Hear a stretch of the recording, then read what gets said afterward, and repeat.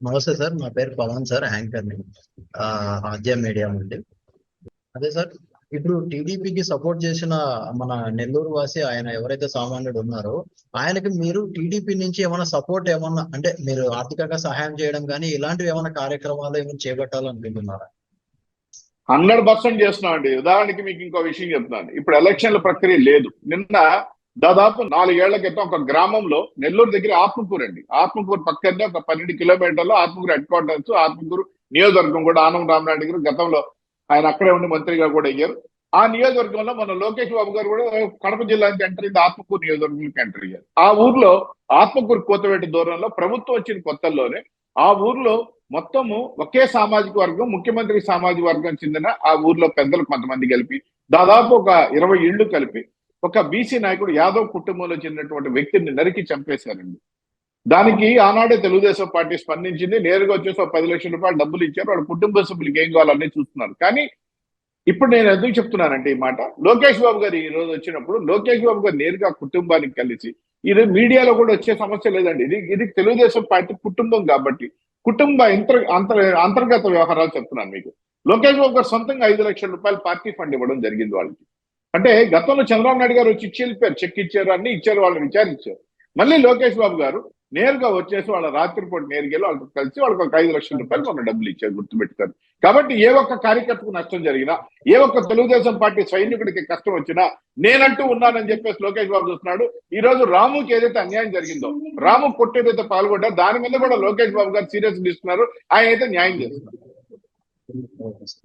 Sir, మన TDP నేతలు కారులో వెళ్తూ ఉండగా అంటే టీడీపీ పచ్చ రంగు ఏదైతే జెండా ఉందో వాటిని మన పోలీస్ సిబ్బంది ఆపడం అనేది చాలా దుర్మార్గము.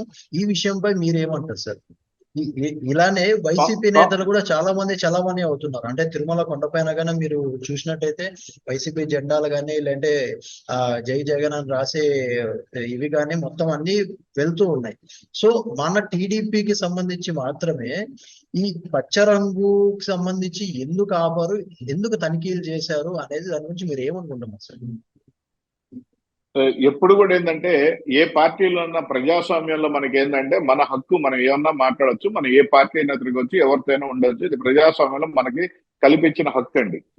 ఈ ప్రభుత్వం వచ్చిన దగ్గర ప్రజాస్వామ్యం లేదు, హక్కులు లేవు. ఎందుకు చెప్తున్నానంటే అండి, గత ప్రభుత్వం తెలుగుదేశం పార్టీ ప్రభుత్వం దగ్గర నుంచి చంద్రబాబు నాయుడు గారు ముఖ్యమంత్రిగా ఉన్నారు, రాజశేఖర్ గారు ముఖ్యమంత్రి ఉన్నారు, కిరణ్ కుమార్ రెడ్డిని ఎవరున్నా గతంలో ఎవరున్నా కూడా అన్ని పార్టీ నాయకులు ఎవరైతే పార్టీలు ఉంటారో వాళ్ళు ఫ్లాగులు కార్లు పెట్టుకునే పరిస్థితి చూసాం. వాళ్ళ జెండాలు వెనకాల వేసుకునే పరిస్థితి చూసాం. ఈ 4 ఏళ్లలో ఏ పార్టీ వ్యక్తి అయినా ఆ జెండాలు కట్టుకున్నాడా మీరు వచ్చి చూడండి ఆంధ్రప్రదేశ్ లో.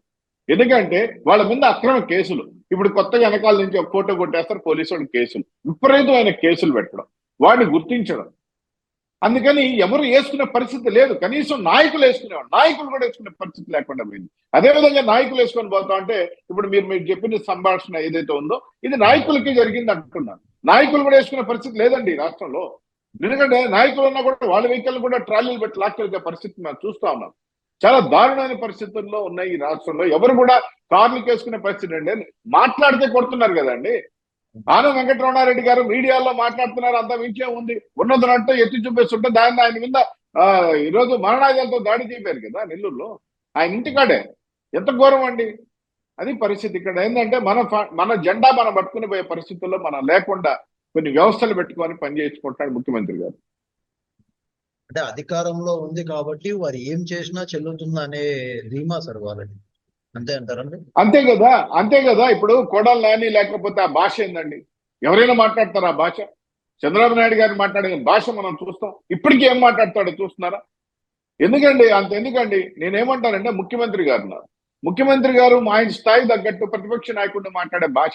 ఉదాహరణకి అంతా ఇంత జనాదరణ కలిగినటువంటి వ్యక్తి, ఈ రోజు నిజంగా చెప్పాలంటే జన ఆకర్షణ కలిగిన నేత ఈ రాష్ట్రంలో పవన్ కళ్యాణ్ గారు ఉన్నారు. ఆయన పేరు పెట్టి కూడా పిలవడండి. దత్తపుత్రుడు. నేనేమంటానంటే నీకు పేరు పలకను కూడా చేతనన్నటువంటి ముఖ్యమంత్రి ఎంత అవహేళనగా మాట్లాడతాడు. ఎవరికి దత్తపుత్రుడు? నేనేమంటానంటే అసలు నీకు నీ విధానం ఏంటి? ఒక ముఖ్యమంత్రి స్థాయిలో నువ్వు మాట్లాడే భాష ఏంటి? అది కూడా ఎక్కడ మాట్లాడతాడు తెలుసా పవన్ గారు? ఆయన ఎప్పుడు కూడా ప్రెస్ మీట్లు పెట్టడం, మామూలుగా ఏది మాట్లాడు. గవర్నమెంట్ అఫీషియల్ ప్రోగ్రామ్, ఏదో బటన్ నొప్పుడు కార్యక్రమం ఉంటుంది, అఫీషియల్ ప్రోగ్రామ్, గవర్నమెంట్ డబ్బు, ప్రజల డబ్బు 10 కోట్ల రూపాయలు ఒక ప్రోగ్రాం ఖర్చు అయితే ఆ 10 కోట్ల రూపాయలు వెచ్చించి ప్రోగ్రామ్ లో ఈయన ప్రతిపక్షాన్ని తిట్టేదానికి ఉపయోగించుకుంటాడు. ఆ ప్రోగ్రాం కూడా దత్తపుత్రుడు అంటాడు. అంటే దౌర్భాగ్య పరిస్థితి రాష్ట్రం. పవన్ కళ్యాణ్ అని పేరు పెట్టి పిలిస్తే ఏమవుతుందనే భయం కూడా లోపల ఉంటది కదా సార్. అదే భయం కాదండి, అహంకారం అండి, అహంకారం. పవన్ కళ్యాణ్ కి ఎందుకంటే జనాల్లో విపరీతమైన క్రేజ్ ఉంది కాబట్టి పవన్ కళ్యాణ్ అన్న ఒక పేరు ఎత్తితే ఆ జనాలు మరి ఏమంటారు అనే ఉద్దేశంతో కూడా అయ్యుండొచ్చు అని నేను అనుకుంటున్నాను. ఏం లేదండి, అహం అండి, అహంకారం. మెయిన్ ముఖ్యమంత్రికి అతను స్థాయి తగ్గండి. ఇప్పుడు చంద్రబాబు నాయుడు గారు కూడా పేరు పెట్టి పిలవరు. మీరు చూడండి, పెద్ద మనిషి అంటాడు. ఏం లేదు, ఎందుకంటే బాగా చదువుకొని ఉంటే కొన్ని సంస్కారాలు అడ్డం వస్తాయండి. బాగా చదువులేదు అనుకోండి, సంస్కారాలు కూడా పక్కన పెట్టేస్తాం. ముఖ్యమంత్రి గారు ఆ స్థాయిలో ఉండి ఆయన సంస్కారబద్ధంగా మాట్లాడితే బాగుంటుంది. ఆయన కూడా కొన్ని విలువలు తగ్గించి వ్యక్తుల పేర్లు పిలవకుండా మాట్లాడితే మనం ఏం చేయాలి? మేము అనొచ్చుగా, ఎంతసేపు మాట్లాడాలి జగన్ రెడ్డి అని. మేము ఎందుకని జగన్ రెడ్డి గారు అంటున్నాం, లేదు ముఖ్యమంత్రి గారు ఎందుకు అంటున్నాం? ఏం గారు పెట్టేదానికి కూడా నీకు ఎందుకు అంత బాధ అంటున్నాను సార్. పవన్ కళ్యాణ్ గారికి కాపుల సపోర్ట్ ఉంది, కాపుల నియోజకవర్గం నుంచి కాపుల అని ముద్ర వేశారు కదా. సో ఈ కాపుల ఓట్ల కోసం టీడీపీ అయిన మీరు, అంటే మీ పార్టీ పవన్ కళ్యాణ్ తో పొత్తు పెట్టుకోవడానికి ఏమన్నా? ఇక్కడ పవన్ గారు ఒక విషయం అండి, మొట్టమొదటిగా ఏదైతే పవన్ కళ్యాణ్ ఉన్నాడో ఆయనకి అన్ని వర్గాల్లోనూ ఆయన అభిమానులు ఉన్నారు. ఆయనకి ఈ రోజు వైకాపా అనేది ఒక వైకాపా వికృత క్రీడ ఆడుతూ పవన్ కళ్యాణ్ కి కాపు నాయకుడు ముద్ర వేసుకుంటున్నారు. అది పవన్ కళ్యాణ్ కూడా వాళ్ళకి ఏదైతే అధికార ప్రతినిధులు వాళ్ళు కూడా ఆ బురద నెత్తినేసుకునే ప్రక్రియ చేస్తాను. పవన్ కళ్యాణ్ అనే వ్యక్తి అన్ని వర్గాలకు చెందినటువంటి వ్యక్తి.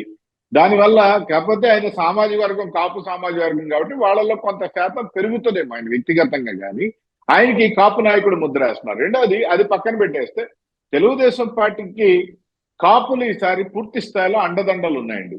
అది పవన్ కళ్యాణ్ గారు వచ్చినా సరే రాకపోయినా సరే. ఎందుకు చెప్పదలుచుకున్నానండి ఈ మాట? కాపులకి ఎప్పటి నుంచో అడుగుతున్నారు రిజర్వేషన్.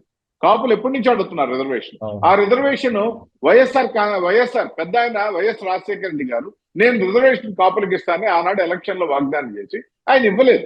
దాని తర్వాత వచ్చిన ఏ ముఖ్యమంత్రి ఇవ్వలేదు. చంద్రబాబు నాయుడు గారు దాని తర్వాత వచ్చి కాపులు రిజర్వేషన్ ఇస్తాను ఏదైతే మ్యాండేట్ ఇచ్చాడో ఆ రోజు ఎలక్షన్ లో మేనిఫెస్టోలో పెట్టాడు. అదేవిధంగా బీసీ వర్గాలకి మళ్ళీ బాధ కలగకుండా ఒక మంజునాథ్ కమిషన్ వేసి రాష్ట్రం అంతా తిప్పి మంజునాథ్ కమిషన్ లో మేజర్ సభ్యులు ఏదైతే రిపోర్ట్ ఇచ్చాడో ఆ రిపోర్ట్ ఆధారంగా దాదాపు 5% కాపులు రిజర్వేషన్ ఇస్తూ బీసీల్లో ఎఫ్ కేటగిరీ అని ఒకటి చేర్పించి బీసీలకు కష్టం రాకుండా, బీసీలకు నష్టపోకుండా ఆయన ఒక ప్రక్రియ తీసుకున్నాడు. అదేవిధంగా కాపులకి చంద్రబాబు నాయుడు గారు ఏం చేశారు? నేరుగా వచ్చేసి ఉప ముఖ్యమంత్రి ఇచ్చాడు, ఎక్కువ మంది ఎమ్మెల్యే సీట్లు ఇచ్చాడు, ఎక్కువ మంది మంత్రులు ఉన్నారు కాపు సామాజిక వర్గానికి చెందినటువంటి. అదేవిధంగా కాపులకి కాపు కార్పొరేషన్ పెట్టాడు, బీసీ కార్పొరేషన్ సమాంతరంగా కాపు కార్పొరేషన్ ఫండ్స్ ఇచ్చాడు. అదేవిధంగా కాపు సోదరులందరికీ కూడా విదేశీ విద్య కల్పించాడు. ఇన్ని కాపులకి చేస్తే ఇదే కాపులకి సంబంధించి నడిబొడ్డైనటువంటి కాకినాడలో జగన్మోహన్ రెడ్డి గారి పాదయాత్రకు వచ్చి కాపు రిజర్వేషన్ వ్యతిరేకం అని చెప్పి మరి. కానీ ఆనాడు ఉన్నటువంటి పరిస్థితి ఏంటంటే, ఆనాడు ఏదైతే సామాజిక వర్గాలు అన్ని పక్కన పెడితే అన్ని రాష్ట్రం మొత్తం మీద అబ్బాయిని ఒక అవకాశం ఇద్దాం, మా నాన్న కంటే ఎక్కువ చేసి చూపిస్తాను, మా నాన్న కంటే అద్భుతాలు చేసి చూపిస్తాను, ఒక్క అవకాశం ఇచ్చి చూడండి అని అంటే రాష్ట్రంలో ఇప్పుడు దానికి కాపులే కాదండి, మాకు రాయలసీమ ప్రాంతంలో కూడా 3 సీట్లు ఇచ్చారు. మరి రాయలసీమ ప్రాంతంలో కాపులు లేరు, ఇక్కడ ఉన్నది రెడ్లే, ఇంకొక బీసీలు. ఏదైతే తెలుగుదేశం పట్టుకోమ బీసీలు ఏదైతే ఉన్నారో బీసీలు కూడా చాలా వరకు దూరం అయ్యారు. ఇంకా ఏదో చూద్దాం, బీసీ డిక్లరేషన్ ఇస్తాడు, ఇంకేమన్నా చూస్తాడేమో అని చెప్పేసి. కాబట్టి అన్ని వర్గాల్ని మోసం చేశాడు. కానీ ఒక కాపు సామాజిక వర్గం కాపులకి ఏదైనా చేసిందంటే ఒక్క తెలుగుదేశం పార్టీ. కాకపోతే కాపుల గురించి ఏంటంటే రంగా గారి హత్య ఏదైతే జరిగిందో, రంగా గారి హత్య జరిగిన తర్వాత ఆ రోజు వికృత క్రీడ కాంగ్రెస్ పార్టీ ఆడింది. ఏదైతే ఆ ఏరియా బలంగా కాపులు కమ్మలు కొట్టుకుంటారు. కమ్మలు ఆల్రెడీ తెలుగుదేశం పార్టీలో ఉన్నారు, కాపులు ఆల్రెడీ తెలుగుదేశం పార్టీలో ఉన్నారు. కాబట్టి రంగా హత్యను మనంగా డైవర్షన్ చేసుకోగలిగితే కాపుల్ని మనం ఓన్ చేసుకుందాం ప్రక్రియలో ఆనాడు రంగా గారిది దేవినేని ఫ్యామిలీలో జరిగిన దాన్ని కాపులు కమ్మల కింద చుట్టేసి ఆనాడు ఒక వికృత క్రీడలో భాగంగా కాంగ్రెస్ పార్టీ ప్లే చేసిన దానికి కాపులు ఎక్కువ శాతం కాంగ్రెస్ పార్టీలో పోయారని చెప్పారు. అందువల్ల చంద్రబాబు నాయుడు గారు చాలా స్పష్టంగా కాపులకి వాళ్ళు మోసం చేశారు, నేను న్యాయం చేశానని చెప్పి అడగగలుగుతున్నాడు. ఈ రోజు కాపులు కూడా తెలుసుకున్నారు, తెలుసుకొని ఈరోజు ఏ ఒక్కడు వేయడు జగన్మోహన్ రెడ్డికి. అది జగన్మోహన్ రెడ్డికి తెలుసు కాబట్టి, అది జగన్మోహన్ రెడ్డి తెలిసి వికృతి క్రీడ ఆడుతున్నాడు. అందుకంటే తెలుగుదేశం పార్టీకి కూడా పోకుండా ఇటు డైవర్షన్ చేద్దాం, విడివిడిగా విడగొడదాం, సింగిల్గా వస్తాను, మీరు సింగిల్గా వస్తారా, ఈ మాటలన్నీ మాట్లాడుతున్నారు. కాబట్టి ఎటువంటి పరిస్థితులు ఈసారి ఏ వర్గాలు కూడా జగన్మోహన్ రెడ్డికి అనుకూలంగా ఎటువంటి పరిస్థితులు కాపులు తెలుగుదేశం పార్టీ వైపు ఉన్నారు. Okay sir, thank you sir, మీ విలువైన సమయాన్ని మాతో కేటాయించినందుకు thank you sir, thank you so much. Okay Pandu గారు.